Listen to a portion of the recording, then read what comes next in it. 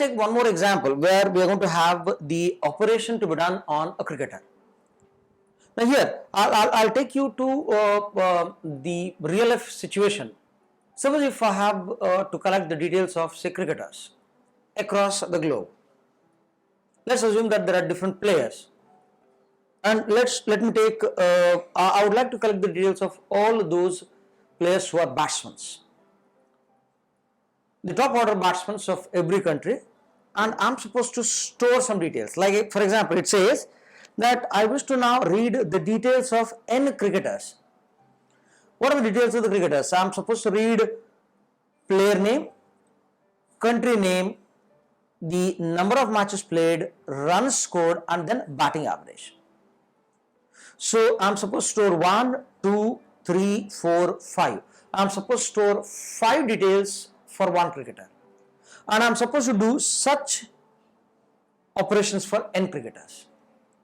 And then I'm supposed to display the details of all the cricketers in the ascending order.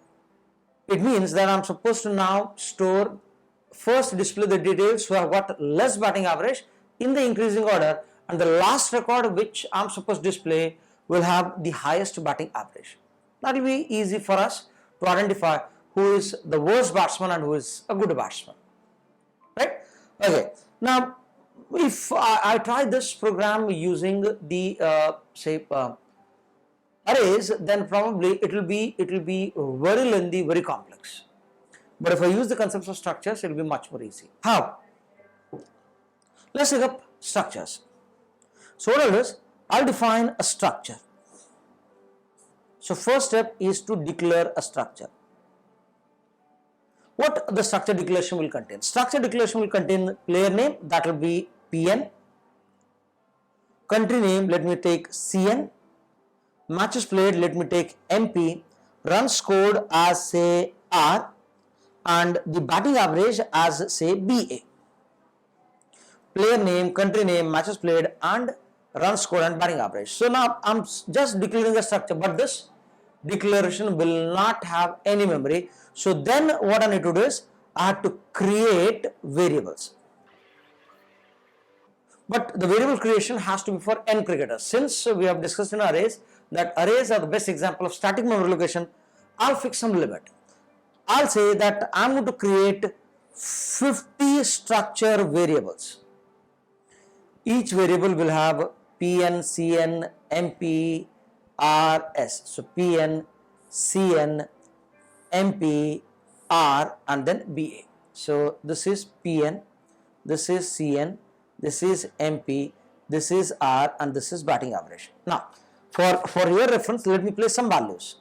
Let's say player name as, say, A, country name as, say, B, matches played as, say, 12, runs scored as, say, 855, batting average per match is around the number of it all strike rate depends on the number of balls faced versus the number of runs scored. Batting average is per match. So if he has batted in all the 12 matches, so 12 divided by 8.5. So around, say, 30 or why 30? It will be some around 60 runs per matches. Not to 60 or 60 plus. So it will be 60 plus. I'll not take up precise values.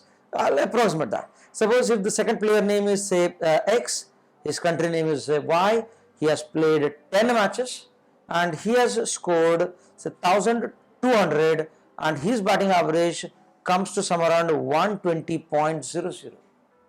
You can even fill up the details for third employee, fourth employee, fifth cricketer, and so on to the last cricketer. So now they are randomly arranged. They are randomly entered. Now my task is to sort these records. Sort. How do I get this particular sorting operations?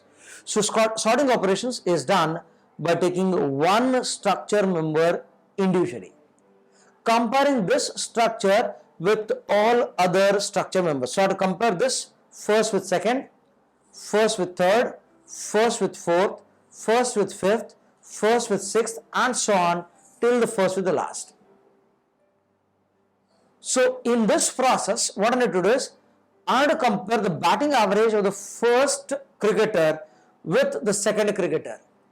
If I find the first cricketer to be higher than the second cricketer, then what I need to do is I need to exchange both these records.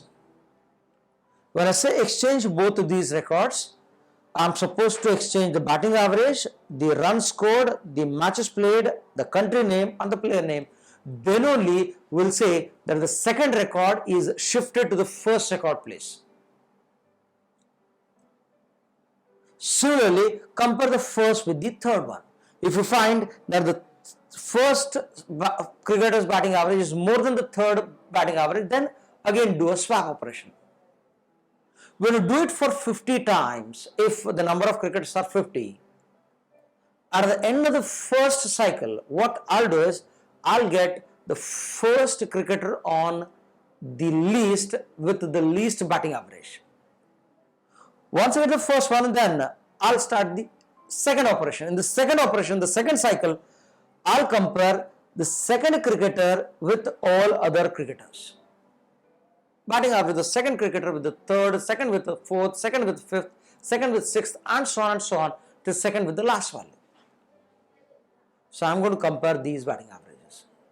Once I get that particular all batting averages under one entity, so we'll have these various members stored, right? Okay. So you have to carry out this for all the cycles till I reach the second last cricketer, where second last cricketer need to compare to the last cricketer. So if I am going to refer the last cricketer as n-1, second last cricketer will be referred as n-2. So I have to start from what? 0 and go till what? n-2. When I am at 0, I am supposed to compare 1 till n-1. When I am 1, I am supposed to start with the 2 to n-1, 3 to n-1, 4 to n-1, and so on till n-2 to n-1. So it means that this indicates the cycles and this indicates the comparisons within each of these cycles. So when cycle is 0, comparison starts with 1. When cycle is 1, comparison starts with 2. When cycle is 2, comparison starts with 3. So if I consider this as, say, I and this indicated as J, so I will start with 0 and end up at n-2. J will start with what? Different values at the first one. So it means that when I is 0, it starts with 1. When I is 1, it starts with 2. When I is 2, it starts with 3. So in general, J will start with what? I plus 1 and go till n-1. Sort these records and then display these records. Let's see the program for this particular structure. So here I have a program which will say about all those concepts which we have discussed at the beginning of this particular video. So here I'll have a structure declaration and then I'll have members being created and then I'll have a reading operation on those members and then I'll have sorting of these members and then finally I'll have displaying the details of these cricketers, right? So I'll have a structure declaration of this place as struct cricket. I'll have player name of 30 bytes, country name also of 30 bytes. Matches played as a member code as MP, which is of type integer, runs scored as R of type integer, and batting average, fraction values, so BA will be float. So here, structure declaration again appears before main. It means that it is a, yes, global structure declaration, right? I'll have a global structure declaration and then I'll have NI, N as a local variable, which will say the number of cricketers, I as a loop variable. Since the structure declaration will not have any memory, I'll create variables at this place. I'll say C of 50. I'll have C of 50 as an array of structure, and this array of structure will have total 50 multiplied by the size, which is of 30 plus 30, that is 60, plus 2 plus 2, 64, plus 4, 68. So 8 into 50, that is the size of cricketer structure. Now T is one more structure variable which is of type cricket. So here this example uses both array of structures as well as variable of structure. So T is a variable whereas C is an array. So I'll first ask how many cricketers. I'll say read these n employees. They read these n structures. For I equals 0, I less than equal to n minus 1, I plus plus. So what I'll do is I'll take the details of cricketers, enter the details of cricketers. If you had to expand this particular values, so what I can do is I can say enter the player name, country name, matches played, runs scored and batting average of the cricketer I plus 1. You can do that, or I'll just put one common message, enter the details of cricketers, and I'll presume that the user knows what are the details of cricketers. So I plus 1, so it says enter the details of cricketer I plus 1, right? Okay. Since a player name, I'll presume that it will have some blank spaces. For example, Rohit Sharma, Virat Kohli. So I have space between them. So if I have to store just the name, then probably I'll not using getS, I'll be using scanf. No one knows Kohli by his name Virat, but when it is spelled with his surname, at that time the people will recognize. So hence, to get that recognition, what I'll do, I'll include those spaces. For our program, I'll include those spaces. For that, I'll use getS. So I'll say getS cf_i.pn. I'll not say that it is compulsory. You can even use a scanf %s also. But in that case, you'll not be able to go for blank spaces in the entry. You have to either enter the name or the surname, or you have to enter the name and surname without blank spaces, right? So if you have to use scanf, we can proceed with that. So in that case, it will be scanf %s amp comma cf_i.pn, and similarly cf_i.cn. So I'll say cf_i.pn, cf_i.cn. Country name, obviously there are countries which have got spaces between them. For example, South Africa. If United States of America enters into cricket, probably U space S space A. If the other countries who have lengthy name, if they enter into the cricketing arena, then probably I'll have to use spaces. So for that, I'll have to use getS cf_i.cn. Then, since matches played will be integer value, runs scored will be integer value, batting average will be a float value, I'll read them as %d, %d, %f, cf_i.mp, cf_i.r, cf_i.ba. So this for loop will help us to read all those n-1 cricketers. Once the details have been read, now the operation is to do sorting. How to sort these details? Look at this. This is the sorting operation. The sorting operation starts with the cycles. How many cycles are there in this particular operation? I have to compare first with remaining, second with remaining, third with remaining, and so on till the second last with the last one. The last one is referred as n-1, so second last will be referred as what? n-2. So I'll say for I equals 0, I less than equal to n-2, I plus plus. And then when I is 0, I start with 1. When I is 1, I start with 2. When I is 2, I start with 3. When I is 3, I start with 4. Hence, your j will start with what? I plus 1. And I have to reach the last element of the structure. So hence n-1, n-j plus plus. What has to be compared? So I have to compare the first cricketer's batting average with the remaining cricketer's batting average. So cf_i.ba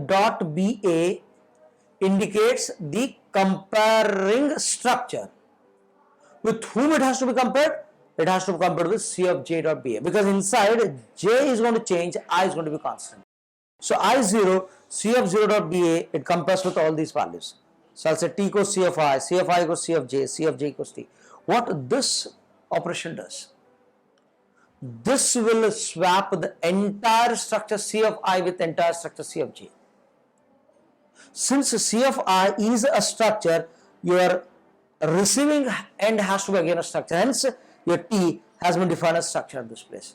So whatever which is in cf_i, all those cricketers will be stored into t. cf_j goes to cf_i and t goes to cf_i. If this structure swap operation is not possible, then probably I could use the 3 instructions for each of those members.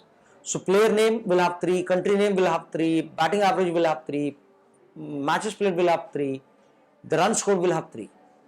So 3 into 5, then probably the swapping operation would have been a 15 instruction set. Once the entire cycle completes, what I need to do is I had to display the details of the cricketers. Displaying the details of cricketers, I'll take up a simple for loop and display all these details at one stretch by giving proper spacing with slash t. So I'll say slash t slash t slash t slash t slash n cfr.p and cfr.c and cfr.mp, cfr.r and cfr.p. So it will display all these cricketers in the ascending order of their batting average, right? So here we are going to have these cricketers being sorted. A very important example from the examination point of view. Most of the structure questions who are around this particular structures of cricketers, structures of hockey player, but the layout of the program remains same at this place. That is about the concepts of array of structures. Thank you.